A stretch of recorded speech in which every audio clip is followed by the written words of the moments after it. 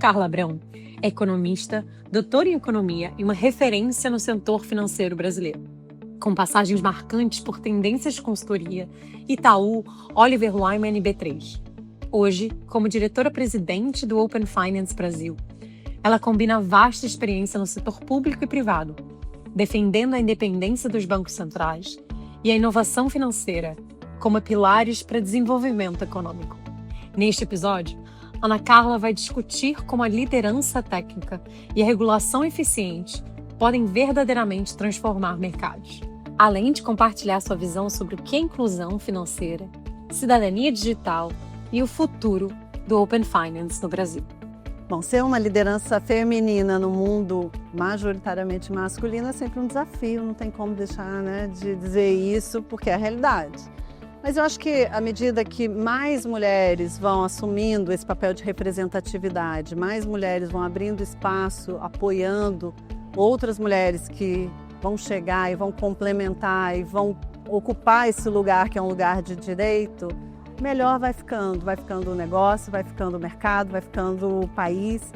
Eu sempre digo que ter representatividade, ter mais mulheres nas mesas de decisão faz com que o mundo seja melhor, que o Brasil seja melhor e que a gente tenha, acima de tudo, mais justiça social, que é o que a gente precisa. Sejam bem-vindos a mais um podcast do Finanças da Manhã. Aqui, hoje, no Museu da Manhã, no Rio de Janeiro, tenho ninguém mais, ninguém menos do que a CEO do Open Finance Brasil, Ana Carla Abrão. Seja bem-vinda. Muito obrigada, prazer estar aqui com você, Bianca. Ana, quem não te conhece, eu fui estudar um pouquinho. Essa história de finanças vem desde a época do seu pai, que abriu um banco. Me conta como é que você veio parar aqui. Pois é, eu comecei cedo, Comecei justamente crescendo ali no Banco da Família, Banco de Goiás.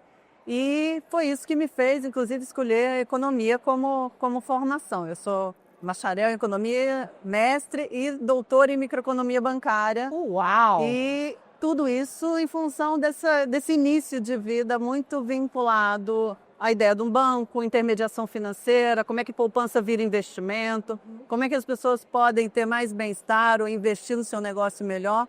Isso tudo foi se moldando ao longo do tempo e com isso eu trabalhei 20 anos no mercado financeiro. O banco do meu pai quebrou no pós-real, aí eu me reinventei, fui para o Banco Central, fui servidora concursada do Banco Central, fui para o mercado financeiro, tive passagens por consultoria, Tendências, Oliver Wyman, aí depois B3, que é uma infraestrutura de mercado, a Bolsa do Brasil, e finalmente estou aqui no Open Finance, que eu digo que é a síntese disso tudo, De tudo que você aprendeu, e você falou, peraí. Academia, mercado financeiro, dados, informação, crédito, bem-estar, inclusão financeira, tudo isso junto. E você veio aqui e contou um pouquinho pra gente já no painel sobre inclusão financeira, mas volta para trás para quem não sabe o que é o Open Finance Brasil.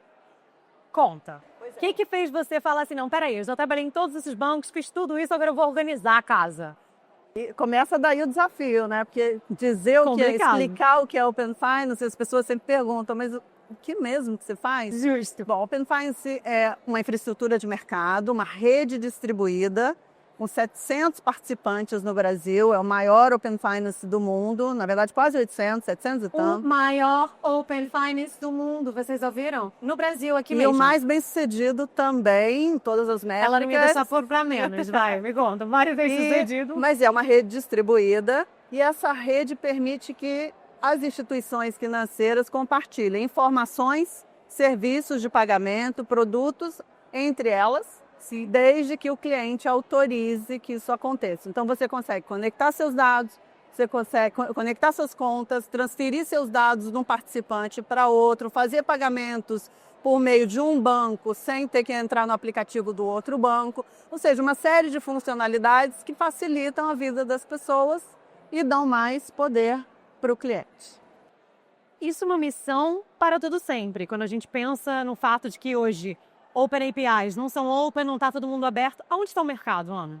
Hoje. O mercado está... E nessa é a visão, é onde a gente está indo. Mas onde é que a gente está nessa situação? Hoje no Brasil a gente está muito bem, Bianca. A gente realmente é referência global. Concordo, assim por isso estou aqui fazendo isso, para falar para todo mundo que a gente tem que ter orgulho de ser brasileiro. Muito orgulho. Porque assim como o Pix, como sistema de pagamento é esse sucesso absoluto, o Open Finance brasileiro, que começou depois do inglês, 3 anos depois, hoje já é maior, assim, tem mais funcionalidades, mais participantes, mais chamadas de APIs. Ou seja, a gente já está num lugar que é um lugar que a gente tem que se orgulhar, porque hoje o nosso cliente, o consumidor bancário, tem mais acesso e mais funcionalidades, mais benefícios do que qualquer outro em qualquer lugar do mundo. Mas o céu é o limite. A gente está só começando essa história. Hoje o Open Finance começou em 2020. Claro que teve todo um período de construção. 2020. Mas o nosso Open Finance, eu participei com outros chapéus. Eu falo que o Open Finance, uma vez a gente entrando na comunidade Open Finance, você nunca mais sai. Você não sai. Eu comecei lá atrás como consultora e agora assumi em março a liderança da Associação Open Finance, que foi formada agora, ela não existia. Mas assim, a gente começou, então os 2, 3 primeiros anos foram anos de construção, né? Você tem que construir essa rede. Você imagina que nós temos quase 800 participantes que estão conectados ponta a ponta. Sim. Então é uma rede peer-to-peer que é operada, a governança, os padrões são definidos centralmente pela associação. Mas é uma rede muito complexa que foi sendo construída. As funcionalidades vieram agora. Então, assim, transferir recurso, né, trazer dinheiro, conectar as contas e ver o saldo que você tem nas suas diversas contas no mesmo aplicativo. Você vê investimentos, compartilhar seus investimentos com outra instituição para receber melhores ofertas. Tudo isso vem acontecendo agora de 2 anos para cá.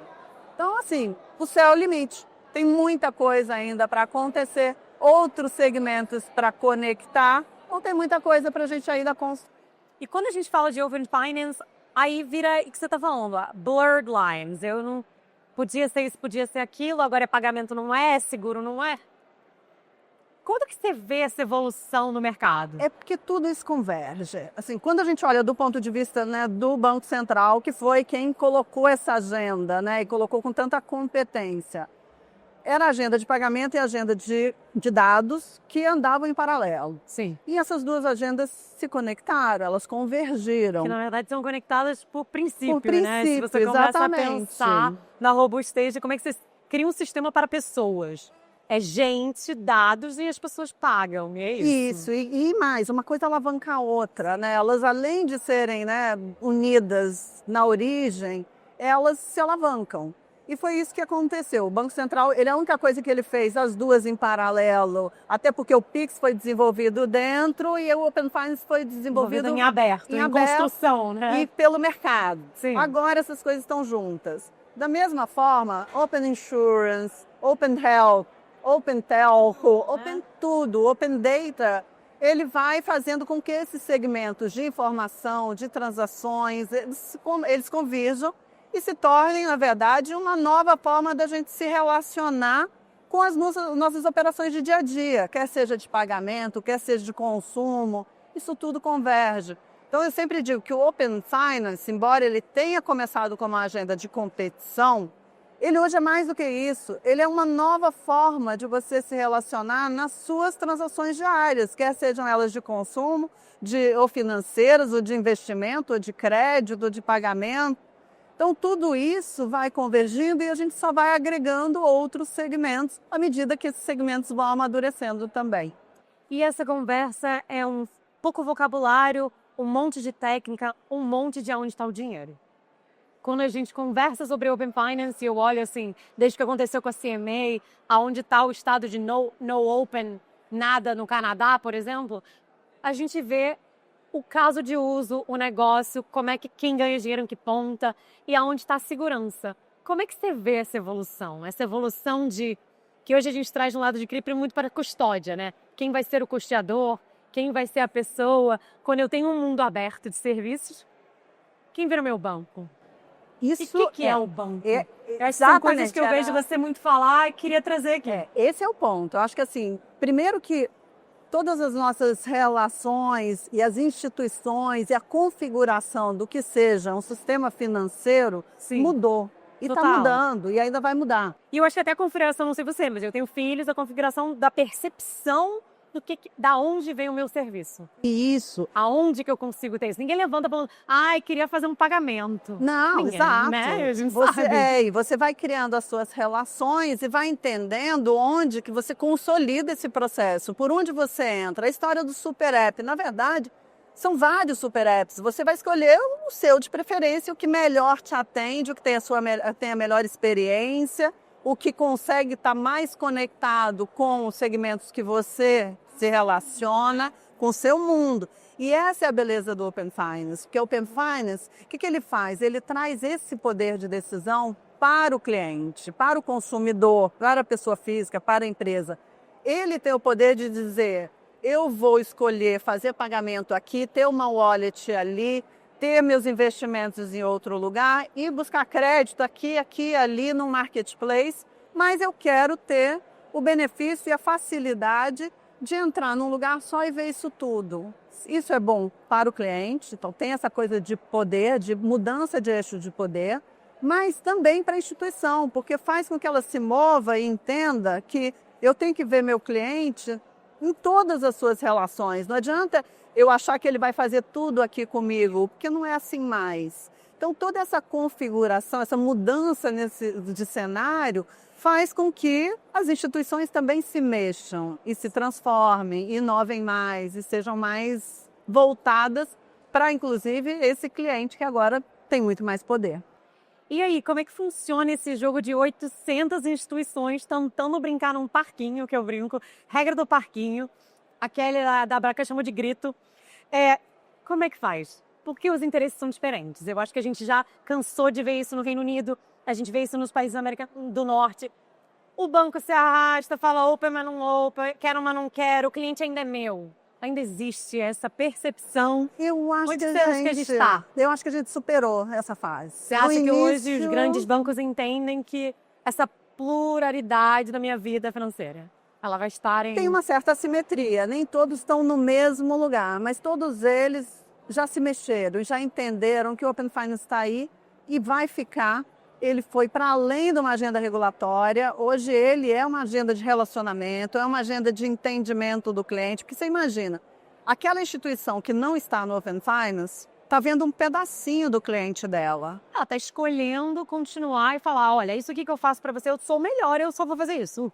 E é um risco. Que é um risco. Porque tem alguma outra que está olhando esse cliente no todo e pode oferecer, além daquilo, várias outras coisas. Que eu acho que sempre foi um grande papel. Eu trabalho na área de identidade digital, Ana, e eu sempre falei muito para bancos. Na verdade, o dado nunca foi seu e é meu de direito. Se você tem a minha confiança, a minha custódia, o que você faz com isso? Exato. Onde você me leva? Você me leva no melhor restaurante que você conhece ou você me dá a comida que está dentro da sua geladeira? Que é a única que você tem? E mais. E assim, dado que você me conhece, dado que você sabe tudo que eu preciso e que eu quero, se você deixar de fazer isso para mim, tem outro fará. Então, esse mercado... E cada vez esse empoderamento. Está cada vez mais competitivo e cada vez mais a escolha está na mão do cliente, menos da instituição. E aí, voltando no seu ponto, né, de diferentes participantes, a gente tem hoje um conflito natural na governança de um mercado da Open competitivo. Finance. Sim. E é o propósito, né? Quando a gente volta no CME, era isso. Era competição, peraí, isso aqui tá parecendo um cartel organizado. E hoje você tem uma representatividade muito grande. Então esses conflitos são naturais e legítimos. E hoje eu acho que até mesmo os conflitos, eles estão, de novo, fazendo com que todos os outros se olhem e digam, poxa, eu estou fazendo o melhor aqui, porque ele está vendo uma coisa que eu não estou vendo. Até porque a gente vem de pontos de partida diferentes. Deixa eu aprender do lado de cá e aprender do lado de lá. Então, eu acho que a gente chegou nesse ponto. Chegou num ponto em que, primeiro, não tem volta mais. E segundo... não tem volta, gente. Esse trem já passou. Já passou, já partiu. Se vocês estão achando que isso aqui é brincadeira, inovação, está acontecendo e agora?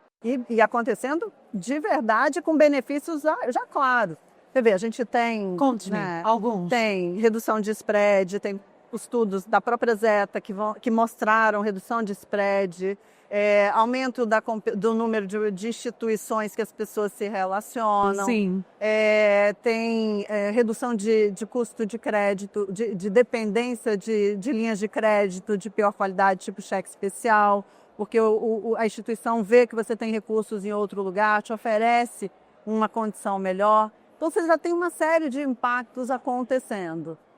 Tanto assim, a gente não pode negar que esses impactos lá na ponta têm um valor muito grande. Absurdo, e aí não dá mudar para a vida voltar de para pessoas, trás. né? Agora, a gente tem que também aqui, né, Bianca, que reconhecer o papel do Banco Central Diga-me, de estamos com ele aqui arbitrar. à tona. Todos Sim, eles do estão Banco todos Central aqui, estão todos aqui. E eu sempre digo que, assim, principalmente no início, em que esses conflitos eram mais complicados, foi o Banco Central que arbitrou muito do que precisava ser feito. E isso fez diferença.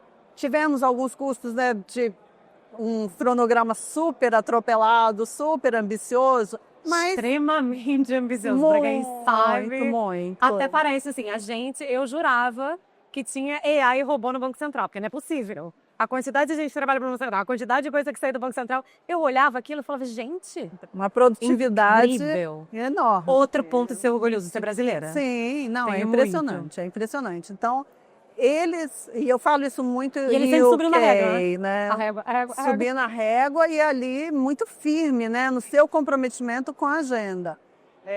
E isso E você aconteceu. ajudando os participantes do parquinho, falar, peraí, vamos lá. Eu agora, né? Eu antes Você assumiu essa liderança assumi no começo em do março, ano. em março. Me Então tem conta. 6 meses. 6 meses que a Como gente que é tombou 6 toda a meses de líder operação. nesse caos que é hoje o É mercado muito financeiro? gratificante, é muito É. gratificante, porque eu costumo dizer que até, né, a gente falou um pouco da minha trajetória, eu falo que o Open Finance é a síntese de tudo que eu fiz, porque tem uma questão de governança complexa, conflitos de todos Que os você lados. tem que aprender dentro do banco. E tem que navegar em setor público também. Eu fui secretária de Fazenda, que você tinha que negociar ali para garantir, né, que as coisas avançavam com conflitos sempre inerentes. Tem a coisa da inovação, dos dados, do impacto na ponta para o consumidor, principalmente de crédito. Mas tem muito de você ver uma construção, que é o que a gente está falando aqui, que a gente se orgulha, porque você fala, poxa, estou fazendo parte de uma história que é uma história de impacto e que vai trazer valor para a sociedade brasileira e que é referência para o mundo de como a gente conseguiu avançar numa agenda difícil, com conflitos, mas que beneficia muito lá na ponta. E a gente fala disso de inclusão. É uma ponta da tua vertente de liderança. É algo da tua alma que eu sinto que vai além do corporativo. Me conta um pouco disso. É isso que te driva, te leva? Não, com certeza. Você fala e eu fico assim. Com certeza. Acho que tem o impacto social lá na ponta. Tem o que a gente faz também, né, que é buscar trazer a representatividade feminina para esse mundo que é um Esse mundo mercado. muito masculino. Isso também, né, motiva. Você faz isso também super bem. Obrigada. É super importante. A gente tem que fazer, a gente tem o direito desse lugar de fala. Exatamente. Se a gente não fizesse com o que a gente conquistou de direito, Não é? um espaço, Exatamente. acho que a gente está falando da responsabilidade. Eu sempre É falo de isso. responsabilidade. E eu não sei você, mas o feminino, a energia ou não, ou o gênero, para mim é uma energia de soma. Sim. É uma energia de pluralidade, é uma energia de... Não é zero soma. Diversidade. Somos economistas, não é zero soma. Não, O mundo longe de dados disso. não mostra a quantidade de não Não, zero é soma. super complementar, é uma soma muito, muito positiva. E eu, assim, né, eu sou mais velha que você. E eu digo que na minha geração, inclusive, nós somos poucas, né? E é muito bacana você ver que as gerações mais novas, você vai tendo mais referências. Porque quando me perguntam, né, quais foram as suas referências femininas? Claro que eu tenho aquelas, né, inatingíveis. Mas, assim, na minha vida profissional, sempre foram homens. Eu tive, inclusive, alguns homens que apoiaram muito, né, A sua carreira. a minha carreira. Mas são mulheres que normalmente são da minha geração e que eu admiro enormemente. Economistas, nós temos mulheres economistas Maravilhosas. que, se a gente começar a falar aqui, a gente, né, Vai corre ficar o tietando, falando... e corre o risco ainda da gente deixar alguma de fora. Mas são mais ou menos dessa geração. E agora a gente vê o espaço sendo aberto. E a gente tem que garantir que esse espaço continua. E que mais mulheres vão chegando. E que mais mulheres entram nesse mercado. Porque a soma realmente não é zero. Ao contrário, é super complementar. E o Open Finance, a associação, a gente está buscando isso. A diretoria é majoritariamente feminina e estamos chegando agora a 40% de mulheres numa associação que é muito pesada em tecnologia, mas a gente está conseguindo, porque eu sempre digo, não é que não tem mulheres, tem, a gente só precisa garantir que a gente acha elas e traz elas para cá. Total. Quando você olha essa mudança de energia que você está trazendo para a liderança, essa paixão que transcende, assim, ela está aqui, assim, no ar. O que é uma das coisas que você quer ver? Se você tivesse uma bolinha de cristal, falasse para mim que daqui a 5 anos a gente está aqui, o que aconteceu? Não, 3. 3, tá, vamos 3. 3 porque a presidente, a CEO fez um plano estratégico, eu vou deixar ela falar os KPIs. Tem que ser mais rápido. Isso, tem que ser mais rápido. Então vai, 3. Eu não tenho dúvida que todo brasileiro vai estar conectado no Open Finance. Todo brasileiro terá alguma um serviço financeiro conectado ao Open Finance. Qualquer brasileiro que tenha uma relação de pagamentos, uma relação de poupança, de crédito, que todos temos. Todos temos. Então, nós todos temos o dinheiro, o valor que a gente transita. Se ele está no mercado ou não, aí é outra conversa. Exato, mas o fato dele estar no Open Finance significa que a gente conseguiu uma coisa muito importante, que é dar mais poder a essas pessoas. É claro que isso passa por educação financeira, é claro que isso passa por segurança, garantir que o ambiente continua seguro, mas o importante é isso, é que cada brasileiro, e essa é a nossa ambição, ele esteja conectado no Open Finance por decisão dele, porque essa é uma decisão que ele pode tomar a partir de agora. Aí eu vou te perguntar uma pergunta mais difícil. Como é que a gente chega lá? Porque hoje a minha crítica do meu Finanças da Manhã, como cofundadora do Finanças da Manhã, eu falei que eu acho que a gente não sabe se a gente avaliou o que a gente tem que avaliar para o amanhã. Eu hoje olho o mercado financeiro, seja ele no princípio de um carbono ativo, de uma biodiversidade, atenção, dado, tem muitas outras moedas, né, nesse futuro. Eu acho que é uma construção, e é uma construção coletiva. E eu vejo, Bianca, assim, acho que ainda tem muitas interrogações, não tenho dúvida. Várias, né? Mas as coisas convergem. E eu acho que à medida que a gente tem um movimento em que as pessoas se sentem mais empoderadas, também sentem mais benefícios, vão se sentindo mais seguras, e daí, porque os participantes também têm que garantir, e nós na Open Finance, tem que garantir essa segurança, garantir essa comunicação, garantir que as pessoas entendem o que elas estão fazendo e que elas têm o poder de fazer da forma, quando e com quem elas quiserem esse compartilhamento de informações, de pagamentos, de transacionalidade. À medida que isso vai amadurecendo, eu sou muito otimista. Eu acho que, claro, não é nem linear e nem sem percalços, mas eu acho que a gente vai aprendendo e a gente vai chegar daqui a 3 anos, 5 anos, e olhar para trás e dizer: está muito diferente do que era e diferente para melhor. Eu espero ver esse futuro na sua liderança. Ana, que prazer te ter aqui com a gente. Prazer todo meu. Prazer ter o Open Finance. A gente vai deixar todas as informações dessa líder incrível do Open Finance para quem estiver querendo saber o que está acontecendo no Brasil, querendo participar, trazer mercados novos. Eles têm eventos incríveis, uma comunidade incrível. Mais uma vez, muito obrigada. Eu que agradeço. Obrigada.